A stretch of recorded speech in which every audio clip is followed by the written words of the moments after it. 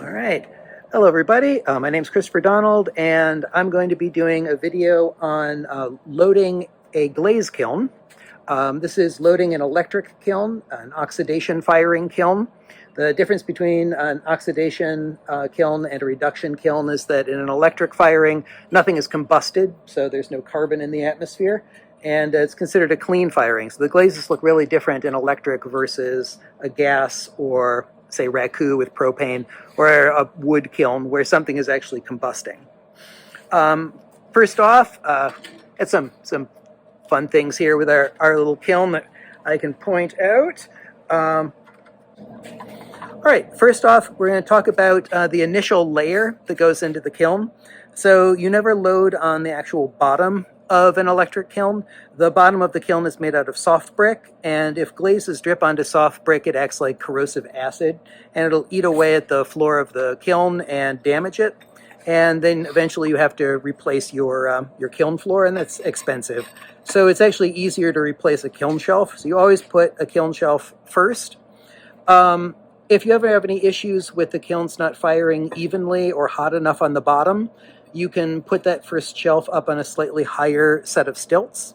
Generally, I think they put it up on like a 1-inch or looks like maybe a 1 to 2 inch stilt. But if I was having issues with those bottom glazes reaching temperature, I might put it up on a 3-inch stilt. Electric kilns don't have any draft to them. There's no airflow. It's basically a giant toaster. So the bottoms of electric kilns tend to be cold, or at least cooler than the middle or the top of the kiln. So you're going to want to make sure that you have a full shelf as your first shelf in an electric firing. I usually withhold full shelves for larger pieces and for plates later in the firing. So I'll kind of look at what's waiting to go in and make a determination based on how many kilns or shelves are currently available, how many of them are going to be full shelves. If all of the kilns are going, you might be a little shy on shelves. And it's best not to have something like a plate straddle a split shelf if you can avoid it. The shelf that was just put in here has been kiln washed fairly recently, so that's pretty clean. If you run into shelves that have any glaze drips on them or look like there's a lot of exposed bare shelf material, you should probably kiln wash them before you load them in. And similarly, always check your posts. Make sure you don't have any glaze or anything on the bottoms of the posts. The one that was just put in there was a bit of kiln wash stuck to it, and so he's just using the post to kind of grind that off of each other. You can also just rub it on the cement floor. That'll clean it off. Let's take a look at the sides of the kiln here. You'll notice that there's a lot of chips and chunks kind of missing from the wall. There's some broken parts to the edge of the kiln. All of that is caused by sloppy loading. You need to be really careful of the kiln shelves, especially the full shelves. When you're putting those into the kiln, be cautious that of both your back and your leverage. They're very heavy, and at the end of your arm they can get away from you a little bit as you're lowering them into the kiln, and if it hits that soft brick on the side, it's going to damage it. So you're going to try and avoid that as much as you can. When you're loading, you don't want to have any of the glaze pieces overhanging the shelves. The reason for that is, especially if it looks like it might be double glazed or something like that, you don't want any glaze to drip off of the shelf and onto something underneath. So if they aren't overhanging and there's a drip, the drip can't fall on anything underneath because there's nothing extending past the shelf.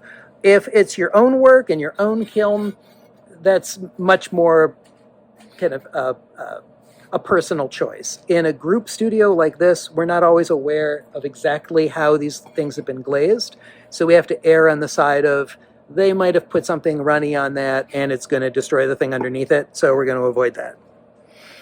You're going to want to leave enough of a gap between pieces that they're not touching, and often I'll carefully, if I have to load a kiln very tightly, I'll carefully kind of touch a pot to another pot and then pull it away from it a little bit so I know there's a space.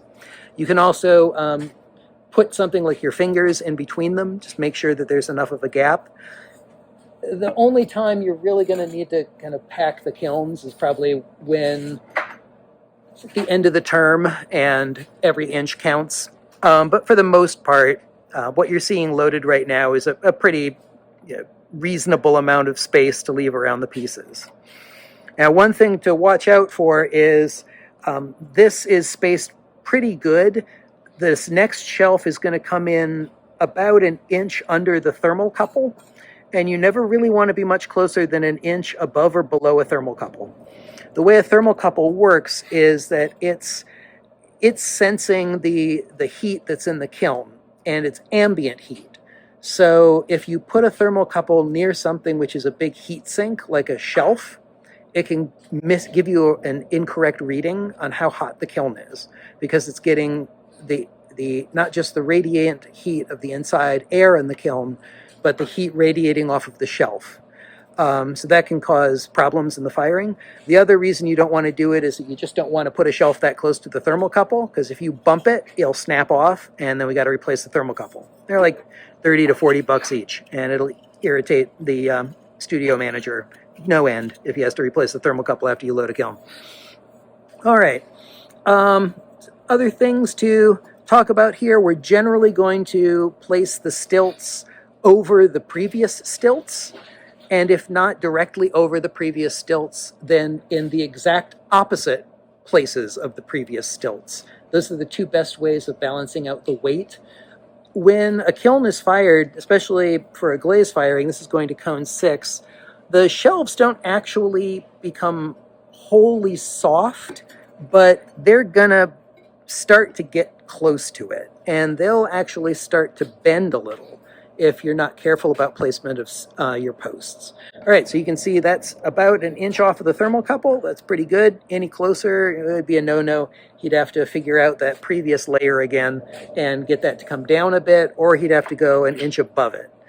If I ran into that, I'd probably take out a couple taller pieces and try and aim for going below it. And you can see some of the pieces that have been staged in order to get loaded here.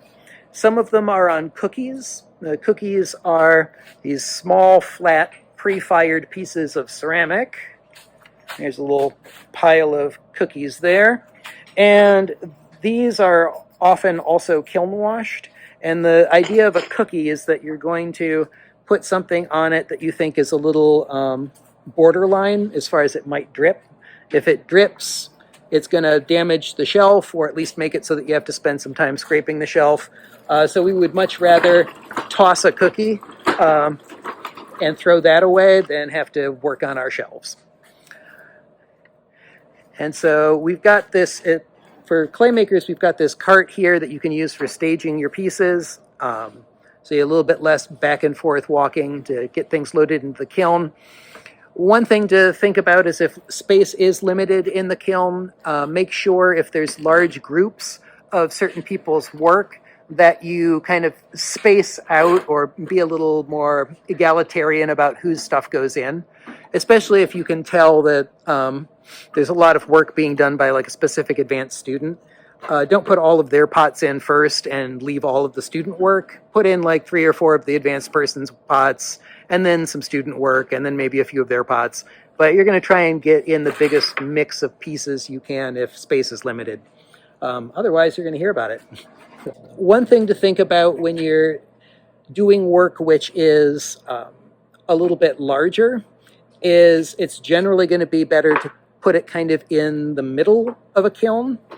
And it's also going to be better to put larger pieces towards the middle or the top of the kiln because they take up more space. And strangely enough, the more air space that you have in a kiln, the more difficult it is for it to reach an even temperature. So if you put a shelf full of big pieces all together in the bottom of the kiln, they're often underfired a little bit. There's just too much space and not enough thermal mass for it to fire evenly in an electric kiln. There's no, like I said, there's no airflow. So if I was to load larger pieces, they tend to be more in the middle of the kiln, maybe towards the top of the kiln, but that can be a problem as well. So you need to be careful about kind of having enough pots loaded into the kiln, having a good mixture of pots in the kiln, and having that kind of even distribution. And our policy here is that pieces that go into the glaze firing need to be clean of glaze for 1/4 inch from the bottom. When I teach throwing and trimming, I always tell my students that's something to think about when you're shaping your pieces, is that you've got that 1/4 inch that makes sense to leave unglazed. If it does not have a clean 1/4 inch, it's not going into the kiln, and it will go onto our little shelf of shame, where you will wonder a week later, where's my pot? And they'll point at the shame shelf, and then you'll have to clean it off. If we find anything which is peeling, if somebody's double glazed it and there's chunks of glaze coming off, that is also not going to get fired. And this process of kind of like, this is the final chance to sort the work before it goes into the kiln. So the assistants are taught to be looking out for things which are an issue and to not put them in. When in doubt, they're not going to load it. If you've done something that you think looks sketchy but is fine, one example of that is clear glaze. Clear glaze is one of the few that you could probably glaze right off the bottom of the piece without leaving a 1/4 inch because it doesn't run at all. But you'd want to leave a note on your piece when you put it on the shelf that it's clear glaze and please load it, or put it on a cookie and leave the note. When in doubt, put it on a cookie and leave a note. If you think your piece might be runny, put it on a cookie yourself before you load it into, or before you put it on the shelf. The assistants might not necessarily know. All right, so we've got a nice even distribution. There's one piece that looks like it might be a little bit tall, and he'll probably check for that. Yep. One way of checking is that you can use one of the stilts or a ruler, and you can kind of just run it across and see if something's going to bump. I generally will do that before I go to put the shelf in place, because the thing you don't want is to put it down and you don't notice that it's exactly touching the pot, and then after firing, you lift up the shelf and there's a pot glued to it. We have some shelves that have little glaze rings on the underside, and that's what happened. That's where that came from. When we're loading shelves into a glaze firing, it matters which side is up. If one side is kiln washed and the other side is not kiln washed, you always load the kiln washed side up. Never kiln wash an unkiln washed shelf without asking somebody if that's something you should do. It's probably not something you should do. Make sure you've asked somebody, because they'll stop you. If we kiln wash both sides of the shelf, then there's a chance of kiln wash coming loose and falling on the pieces that are glazed underneath it. So you see this shelf right here, we've got one side is unglazed or unkiln washed and the other side is kiln washed. Kiln wash is always going to go up.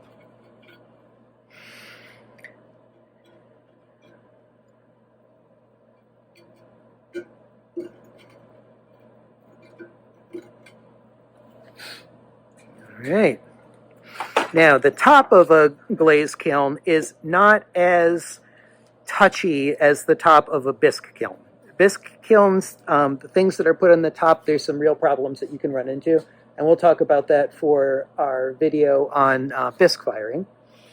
For glaze firing, like I said, the main thing to think about is that electric kilns are fairly uneven in general, so the top of the kiln is going to be the hottest. And in a group studio like this, sometimes people will become aware of things like that, like I am. And if I have a glaze that I know does better when it's a little overfired rather than a little underfired, I may leave a note on my pot saying, please load this on the top shelf, or please load this in the middle or near an outside wall, because I know those are all the warm spots of the kiln. Mostly in a group studio, we have almost no idea what any of these glazes are, and it's just all going to go in kind of in the order you take it off the shelf. We don't really have any larger pieces here, but if you have something that's bigger, if it's a big flat thing like a plate, those are really nice for like the very top. Sometimes you'll get to this point where you've got like just enough room for something that's 2 inches high, and you can go ahead and load that at the top. Now this kiln lid is damaged, and I'm going to guess that we have instructions for this one to not actually leave the top shelf open. If you've got a damaged lid, there's a chance of stuff falling onto the glaze pieces during the firing. Doesn't matter for a bisque firing. In a bisque firing, chunks can fall off the lid all day long. It's not going to hurt anything. But for a glaze firing, if a little piece falls off that lid onto somebody's preciously glazed piece, it can't come off again, and they're going to be pretty ticked about it.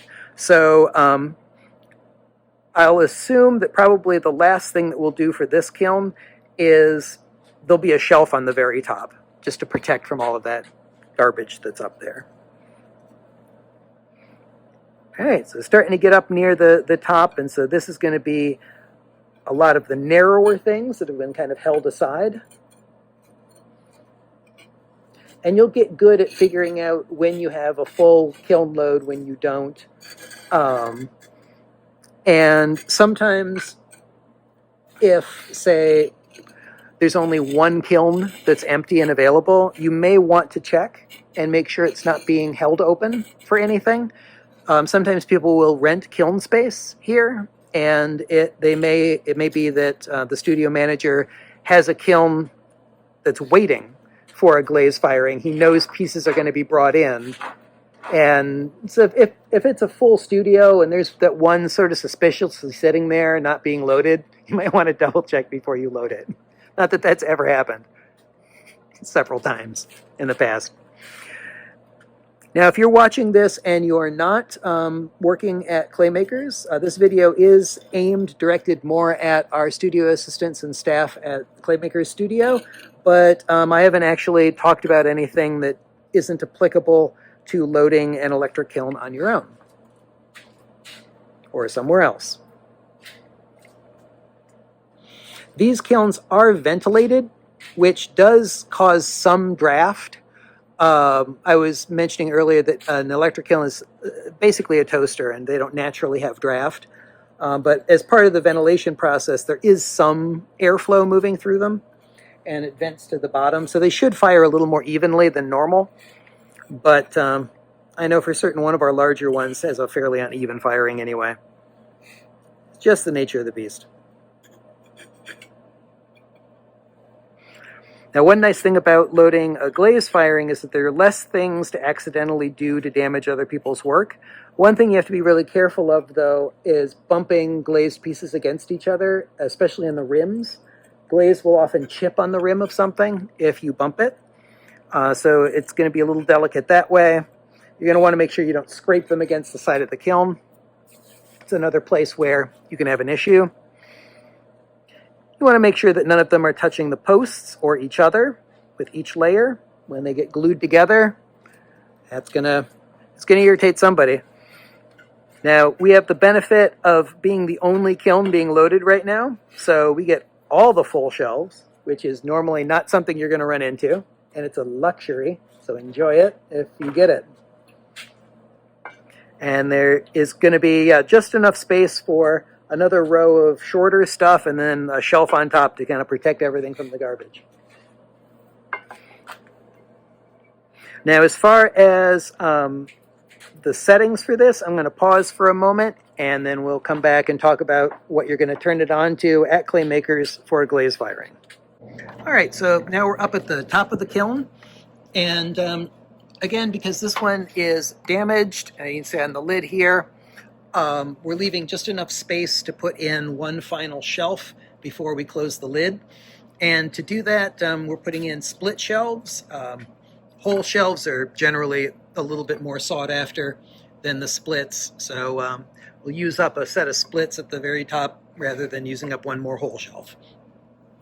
And we love little pieces. Anytime there's little teeny tiny things, all those should almost always go in because you can fit them around everything else. And it's usually the people that make little jewelry and buttons just love it because they always get all their work in. People who make giant vases, they never get any of their stuff fired. So if you are doing split shelves, if you're doing them lower down in the kiln, then they're going to go onto 6 posts. so they would each have 3 posts. But if you're doing it up at the top like this where there's no weight on top of it, you can just use 4 posts and they can share 2 of them. And that's absolutely reasonable.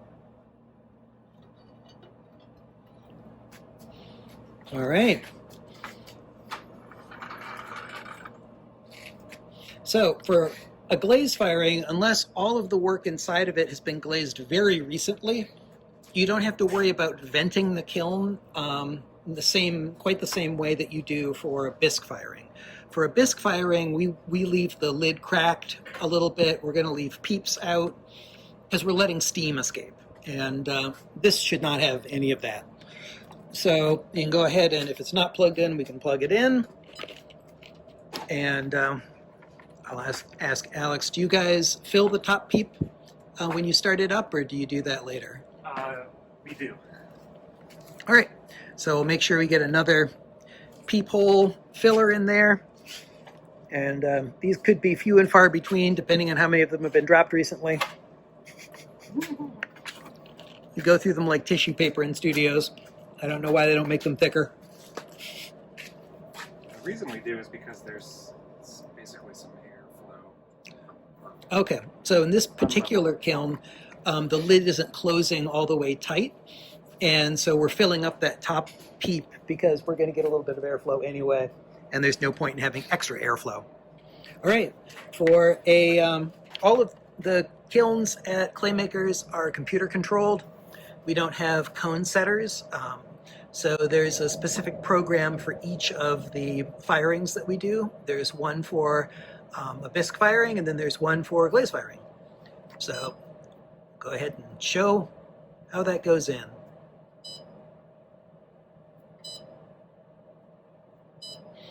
And specific instructions on this are also going to be written in the document linked to this video. So you'll be able to look up exactly what Alex is punching in, and if you want to later.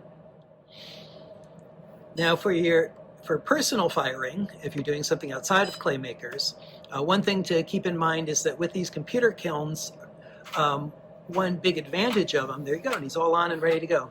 One big advantage of these kilns is that you can put in a hold. So a downside of basically firing in a gigantic toaster is that it doesn't hold its heat very well once it turns off. And the kiln crash cools. The moment you turn off those elements, it goes cold. And it'll drop like 100 to 200 degrees very, very fast.